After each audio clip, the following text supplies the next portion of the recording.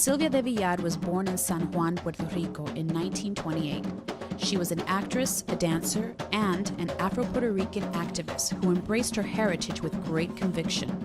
Her mission was to include that history, to highlight that history, to focus it, not as an oddity, not as exotica, but as an integral part of what it is to be Puerto Rican.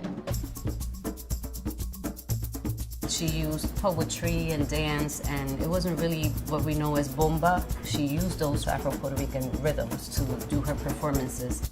After having met her and being part of her group, I realized that she was the most important representative of the Afro-Boricua reality.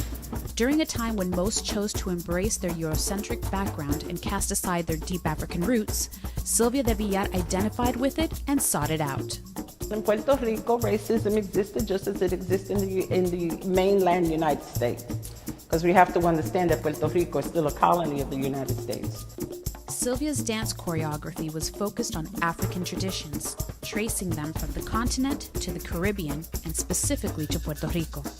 So many of the people in Puerto Rico, when she was performing, said, "That's not Puerto Rican." Her intent was to provide a lesson of the journey of Africans and African descendants. Sylvia moved to New York City and was inspired by the Black political movement. The Black movement here in the late 60s and 70s was something that she took to Puerto Rico. She dressed in African garb, her jewelry and everything related to Africa as well as Puerto Rico. Culipambeando la reina vencidos inmensa grupa resbalan menos cachondos que el Congo cuaja en ríos. She was, if you will, our Angela Davis.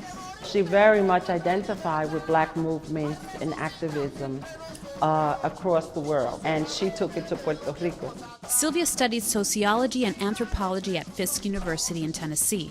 Her trip was cut short due to racism in the South. She returned to her homeland where she earned her degree. The experience that she had while she was studying in Tennessee made a big impact on her life. It made her analyze the value in Black culture. In 1968, she went on to found El Coqui Theater in Puerto Rico. She was recognized as the most important authority of Black Puerto Rican culture. Previously, there was no Black studies in Puerto Rico. You have to look at Sylvia Del Villard as being a pioneer in that area. And she walked with that reality, she talked about that reality, and she performed that reality.